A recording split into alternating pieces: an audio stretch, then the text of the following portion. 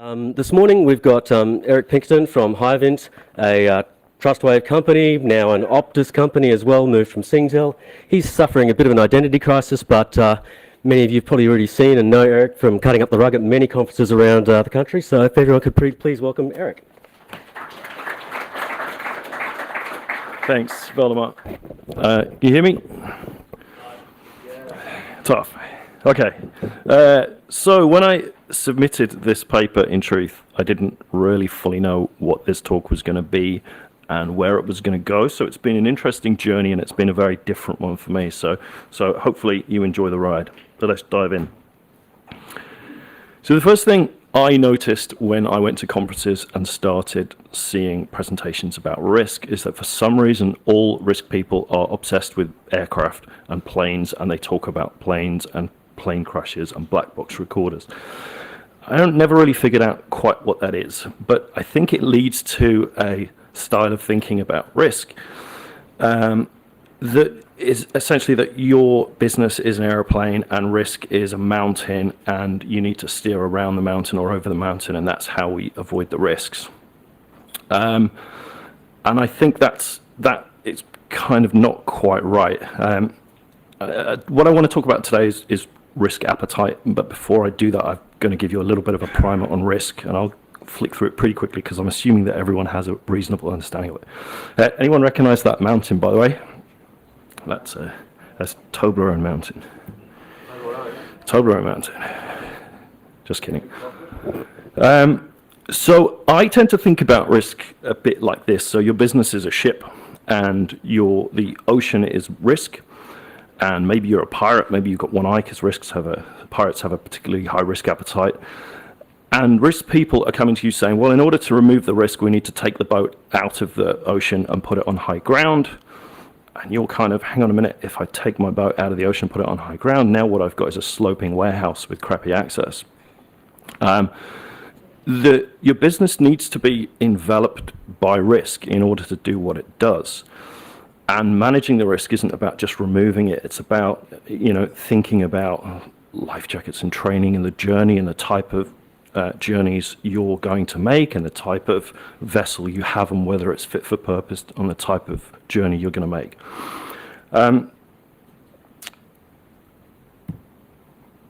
The rubber meets the road for risk in my favorite thing, which is the 5x5 risk matrix. If you're greedy, you might have a 7x7 or a 6x6, but for most people, a 5x5 risk matrix is where it all happens. Of note, down in the bottom, we have the Black Swan event, which is the conceptual 9/11 or the Pearl Harbor. This is what we have insurance for, this little part down here. But essentially, this is what most people's risk registers look like, and this is a tool to separate and prioritize the things that we find. And the way it works is essentially we come up with a list of all the bad things that happen. We sort them by order with the critical stuff at the top. Number one is, a butterfly flaps its wings in Brazil, and a year later all our customers' data appears on Pastebin. We go down the list. We acknowledge that there's a couple of things or a few things that the unknown unknowns. We have no ideas what they are, so we don't really do much with those. We then set out to treat them. And the way we treat them is we avoid it, we reduce it, we transfer it, we accept it, or we put it in a risk register, put our fingers in our ears and shout, la, la, la, la, la. Then what kind of happens, now we've got our risk, is they go over into the context of the organizational risk. Don't forget, I'm talking about cyber risk here and cyber risk appetite. So they go into the organizational risk, of which there are many, many more. And you'll see that now my cyber risk number one, the butterfly in the Amazon, is now number 9 on the list. And in most organizations, whether it's admitted or not, there's this conceptual dotted line that is the difference between the stuff you do and the stuff you don't do, or you put it in the risk register, to put it another way. And this is kind of how I think about risk. Risk isn't about finding and fixing all the issues that facing your organization. It's about acknowledging that you don't have the time, the money, the resources to fix all the problems, and then creating a defensible position and justification, not just for the things you do, but some justification for the things you decide not to do. And this is what surprises a lot of people in cyber risk, that they come up with a list of things, they take it to the business decides to do nothing about it, and they think it's because the organization doesn't understand risk, but more often than not, it's because the cyber people don't understand the organization and don't understand that those risks in the context of the other things the business is wrangling don't really make the list of things to do. So let's talk about risk appetite. So as a consultant, I often find myself asking the question, what is your cyber risk appetite? What's your appetite for cyber risk? And if I'm really honest to myself, one of the reasons I do this is basically for shiggles. It's kind of like I'm Columbo and I already know the answer and they don't know the answer. And they always say the same thing. They always say, oh, we have a really low appetite for risk. We have a low appetite for cyber risk. And I'm kind of like, mate, I've seen your pen test reports for the last 3 years. If your risk appetite was a sport, it would be like naked base jumping.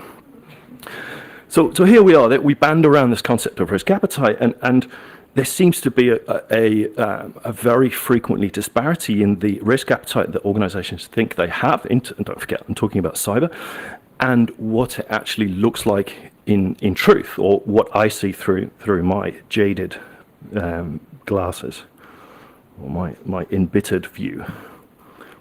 So here we are. What I set out to do with this organization is talk about what is risk appetite.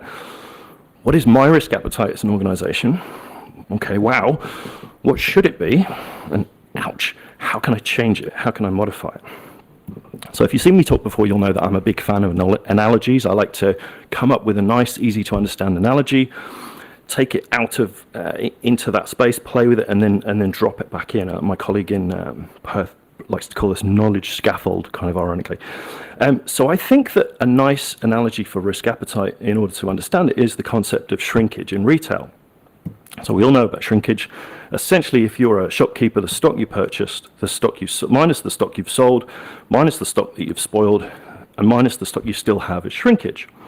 So, if we imagine I'm a shopkeeper and I have 100, crack pipes, and I sell 90 of them, and I drop one of them on the floor, and now there's 8 left on the shelf, and I'm like, hang on a minute, one of them's gone missing, right? So that's my shrinkage. I've got 1% shrinkage. Most retailers lose about 1.8% of their stock. Fashion retailers, it goes up to 2.43%. So now at 1% of loss, I'm actually stoked, especially when you consider that most of my customers are crack addicts, right? So the next thing is you look at self-service checkouts. Now, when self-service checkouts became a thing, I'm guessing that like me, most of the people in this room had a little bit of a brain orgasm, and they were kind of like, wow, I could just walk out with stuff. And shrinkage in self-service checkouts goes up to about 4% from 1.8%. And retailers call this sweethearting, which comes from the practice of checkout operators pretending to swipe things for their loved ones and their family and their sweethearts. It's the same, but now you're sort of self-serving because you're loving yourself, and you're the one who's weighing batteries and saying it's carrots and walking out. So we know that the shrinkage goes up, but the interesting thing is, retailers are less concerned about that because of the gains that they've made by not having to employ as many checkout operators. Never going to have self-service in my crack pipe emporium, by the way. So what's happening? Obviously, no store wants to lose, 2% of its stock to Winona Ryder, but retailers tolerate it as a cost of doing business, providing that it's consistent, so it's predictable, and it's a manageable number. It's more or less what everyone else in your sector is putting up with. Now, you have several levers that you can influence that percentage with as a store manager.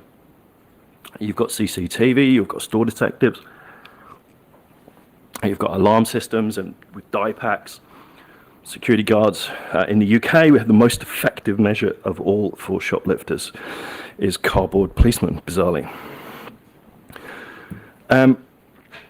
The other interesting thing is it's completely possible for storekeepers to cut shrinkage completely out. So if you think about 24-hour garage, shrinkage goes through the roof because most of the customers, or a large percentage of the customers, are under the influence of something. So they install one of these drawers. And of course, when the drawer is in operation at 4 a.m., shrinkage is effectively zero.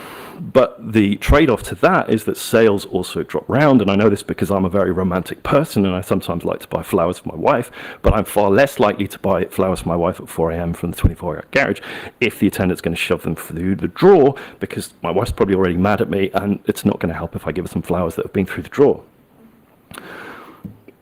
So if you think about those concepts and then we try to bring them into the realm of cyber, it's kind of difficult to define an acceptable loss in cyber. So I had to think, what is the equivalent of shrinkage in cyber? For denial of service attacks or I'm offline for a day, that might be easy to quantify depending on the type of business they're in, but we don't have a relative equivalent. So here's what I came up with. So I won't read them all out, but you get the idea. It was the worst Christmas ever. The metrics that we have for measuring loss are not consistent across different organizations. They're very hard to measure in a meaningful way. And by contrast, the levers we have for adjusting those things are endless. So firewalls, IDS, SIEM, rosary beads, you name it. So what do? So the risk people in the room will obviously know if they've been to any trading that it boils down to money and the financial cost of a breach. And all you need to do is calculate the cost of a breach to you and then use that to inform your risk appetite. How much money am I willing to learn? And to this, we had some help from, we've had various companies do this. IBM did one last year where they worked out on average the cost of a breach for each record lost was $148. So you go, well, $148 a pop, how many of those am I willing to lose? But the problem is that's, to me, we look at the costs from in different countries and how this worked out. And to me, these, because they're averages and they're statistics and they are aggregated across all sorts of different organizations, they're completely meaningless. And it's incredibly difficult to calculate the cost of a breach you haven't had, when, if we're honest, it's almost impossible to calculate the cost of the breaches we have had. And also a breach that you haven't had is a hell of a lot cheaper than one that you have had, because what you're doing when you have had a breach is spending a fortune in quick succession to mitigate risks. If you've got Mandiant running around patching things in a weekend that you could have done or should have done over 12 months, it's going to cost you a lot more, and it's not a useful number. Watching people trying to work out this stuff, to me, reminds me of the time I went to buy a bed, and I walked into the bed shop, and the guy in the shop's kind of, okay, how much do you want to spend on a bed? And I was kind of, I'd never bought a bed. Not that I'd been sleeping on cardboard or anything, but I think my parents had bought beds or something. So the conversation went, like this: how much do you want to spend on a bed? I don't know. How much do people spend on beds? Oh, it's a difficult question. How long's a piece of string? How much did you spend on your car? Well, I don't know, about 40K. Okay, well, how long do you spend in your car? Maybe an hour a day. Okay, well, how long do you spend in your bed? Maybe 8 hours a day. Tap, tap, tap, tap, tap, tap, tap. You might want to lie down, sir. So it's nigh on impossible to work this stuff out. So the other thing is something that I talked about last year, which was around reputational damage and how you calculate the cost to a business in reputational damage. And the reality is it's nigh on impossible. So some people believe that the great white hope for this and putting numbers on this thing is the insurance industry, because that's what they do. They collect heaps and heaps of empirical data. They get their actuaries and they Monte Carlo the producers out of it. And for the reason they know that your car is less likely to be damaged when you go and insure your car if you work in cybersecurity than when you work in nightclub security. They know they're going to know what a breach costs, right? They have, the problem is that they have decades of information and detailed police reports with which to base the calculations about car theft and car damage on, but they don't have that data about cybersecurity. And more often than not, what they're insuring people for and what they're paying out isn't the cost of the breach so much as the cost of cleaning up after the breach, which is quite a different proposition. I struggle to see how anyone is going to compile meaningful information about this stuff to the point where it's my view that qualitative risk assessment is like this. It's finger in the wind as. And people say, well, the answer is quantitative risk assessment, where you take lots of that information. And this is what I think is happening here, is that there are people out there who are talking about quantitative risk assessment and analysis of these numbers and Monte Carlo of these numbers. But as an old school IT guy, I know that garbage in, garbage out, up until the point where you've got so much information, you can start getting some meaningful things. But I don't think anyone's got that quality of data and it's meaningful. So I tend to think that people who are talking about coming up with meaningful numbers from the data set we've got are either naive or they're being dishonest. The other thing about insurance is, so the fundamental tenet of insurance, or one of the fundamental tenets, is the made whole doctrine. So essentially what that means is, if I know someone steals a crack pipe, my insurance provider should pay out for the cost of my crack pipe if I'm insured. Unless they can weasel out of it somehow, because it turns out that apparently it's an offence to sell, supply, display a sale of bong or ice pipes or the component parts of a bong or pipe, whether the bong or pipe is intended to be used to administer a prohibited drug. So I digress. The point is, good luck trying to make your company whole again after you get a call from Troy Hunt to say that all your records are on pastebin. They're insuring you for that cost of the cleanup. So what do we do? Well, I think that risk appetite is, everyone has one, and I'm not talking about risk appetite statements. It's a bit like your cholesterol level. So your cholesterol level might be ideal and you can keep on shoving burgers in your face, or it might not be. It might be too low or it might be too high, both of which could mean that you're imminently in trouble. Everybody's different. Some people might have high cholesterol and live to 100 and then die in a naked base jumping accident. But the point is, it's not Schrodinger's cat. Unless you know what it is, you can't begin to make whatever changes you need to make. Which means, how do we measure it? Well, for me, if we go back to this and we talk about that conceptual dotted line,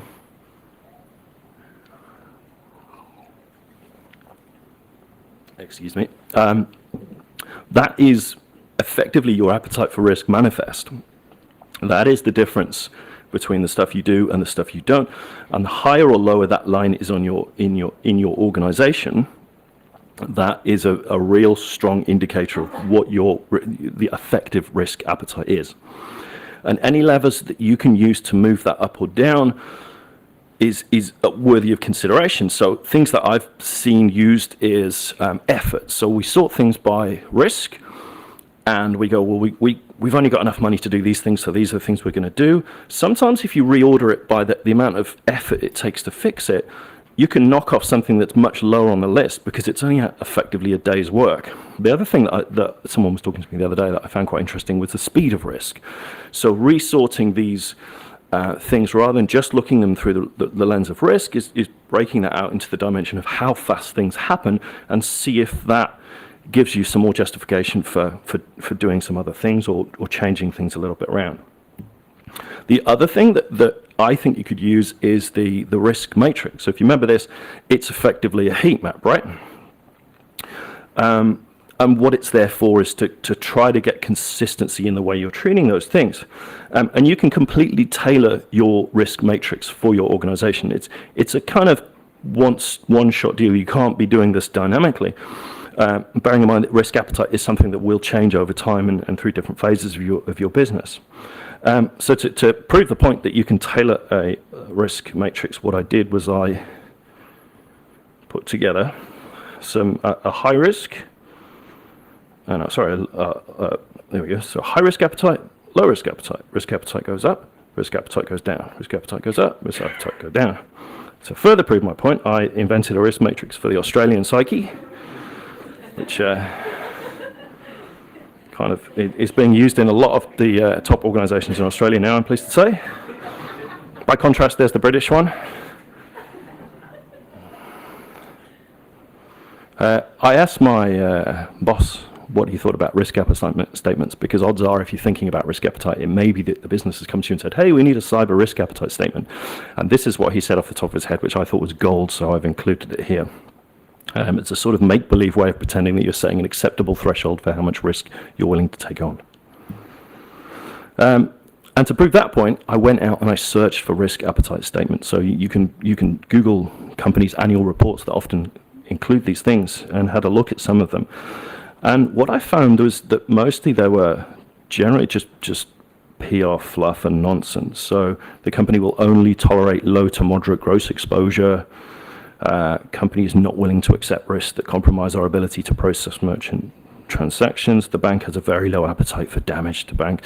And when you actually read these and try and work out what they mean, they're just PR statements that say it's the same thing. We have a really low appetite for risk, but that doesn't really mean you have a low appetite for risk. If you get asked to write a risk appetite statement about cyber, you can't say, hey, we're willing to lose 30% of our data. It's just not a good look. So just come up with some nice, sane motherhood statement. That's my finding. So key takeaways. So understanding your risk appetite, admitting you've got the problem, is the first step towards modifying your behavior as an organization. Make sure it's in the sweet spot. And it's equally important that it's something that's stable and consistent. Ongoing consistency is much better than perfection.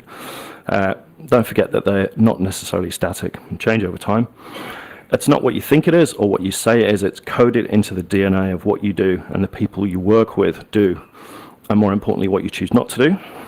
So you need to go and understand. Don't just parrot what the businesses wants to hear, which is we have a low appetite for risk. Is go and look at the way you're treating the risks you have. Go and look at the things, how they're being addressed, how they're being assessed, how they're being contextualized across the business. And then look for higher order levers to adjust them. So it's not about applying security controls or dropping in a firewall. It's much higher up the stack. It's at that money, politics, religion, layers 8, 9, and 10 that we control that. And that's me. I finished early. Questions?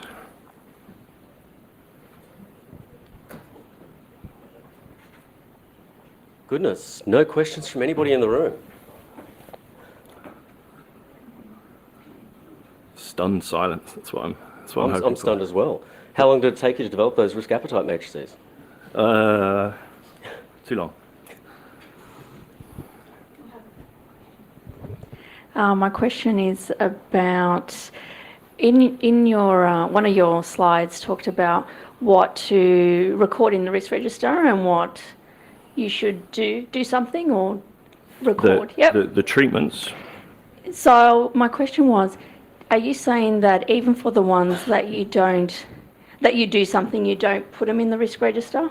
Because things change, controls may not be effective. They should still be in the risk register as a record. Yeah, I'm not saying don't put things in the risk register, but what I'm saying is don't use your risk register as a place to park risks, to sweep them under the carpet. So I've seen.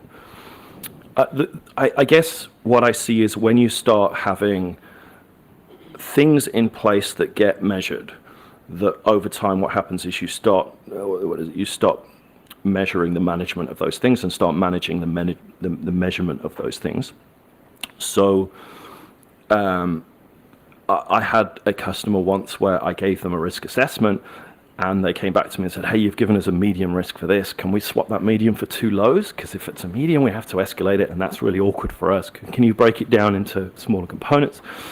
The other thing I saw happen, which I thought was particularly smart, was raise it as a project risk, and then when the project gets closed down, it goes away. So there's all this kind of horse trading and all these underhand tactics for managing those risks.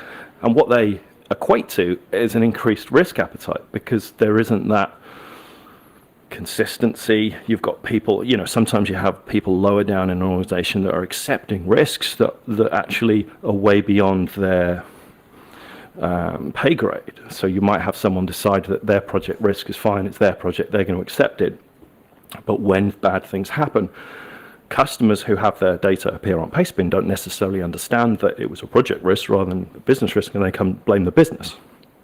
So yeah, I'm not saying don't put stuff in the risk registers, but don't use risk registers as a way to just do nothing. So does that mean don't follow the masses and be a sheeple and actually just do what everybody else does? Try and uplift your environment and actually do real security? Yeah, imagine that. I'm just wondering, as I'm sitting here, often when I look at my organisation, they have organisational risk appetite, which they haven't really figured out yet. And I'm sitting here thinking, today we've heard you speak on cyber risk appetite. It kind of makes sense to me that we've got risk appetite for our financial office, we've got risk appetite for our whatever widgets we're making, we've got risk appetite for everything we're actually doing. So what are your thoughts on that? Is that a good way to look at things, or? Absolutely, but the difficulty is that those parts of the business come to you and say, can you give us a risk appetite statement that fits nicely in line with our risk appetites across the rest of the business? And it's much harder for us to put dollar values on things because we don't have the data, because every organization is different, because everything's subjective, everything's nuanced. So it's almost folly to waste cycles trying to come up with a dollar value when the reality is you could spend months doing it and you could get in a top 4 consulting company to run Monte Carlo, and the output is, in my view, fiction or highly likely to be fictional. So that was what I was trying I'm trying to square that circle. And normally when I do a talk, I come up with a problem or a bit of a rant about something, and I have a bunch of things that here's what I think is the answer, let's have a discussion. And this, when I said this has been an interesting journey, it's because as I got towards the end of my talk, I thought, look, I kind of think I understand this stuff, but I don't know what the truth is, I don't know what I'm advocating here or what the answer is. What I am saying is, don't go and spend a fortune trying to come up with a dollar value if you can have you can have some confidence from the outset that whatever number you come up with is going to be meaningless, if that makes sense. It's an awkward position for me to be in because I'd like to be able to say, hey, here's a really nice way to do it. But it ended up as a joke about the 12 days of Christmas. It really seems to me like you need to consider, if you come across these situations, recommending implementation of something like SABSA or some of the other architectures that actually consider real risk and actually the needs and requirements of the business based on the business objectives, which will actually pull out all of these other business risks, sub-organisational risks, interoperational necessities between different parts of the business, who's the real risk owner for this component or this component, because risk owners are a really important thing to actually understand. And many businesses think, well, the CISO says I'm the risk owner for that, but in reality, it could be the CFO, it could actually be the CEO, because there's too many people at a slightly lower level that all believe or all have some hand in the ownership of that particular risk. Yeah, for sure. And if you read about risk appetite, it is that setting an appetite and conveying it through the business and sowing it through the DNA of the organization so that everybody's on board, everyone's in line. And it's not an inherent risk appetite, it's something you've actually prescribed for the business. And risk is a good thing for some businesses. So there is a propensity in cybersecurity to try to eliminate risk completely.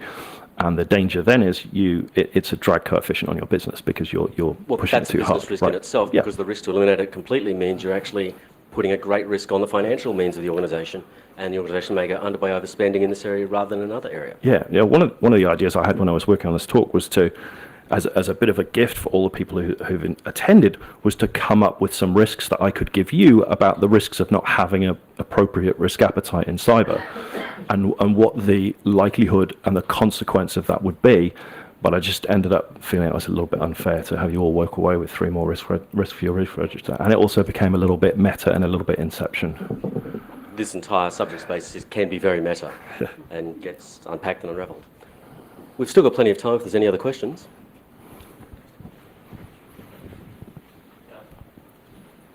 Thanks for your talk.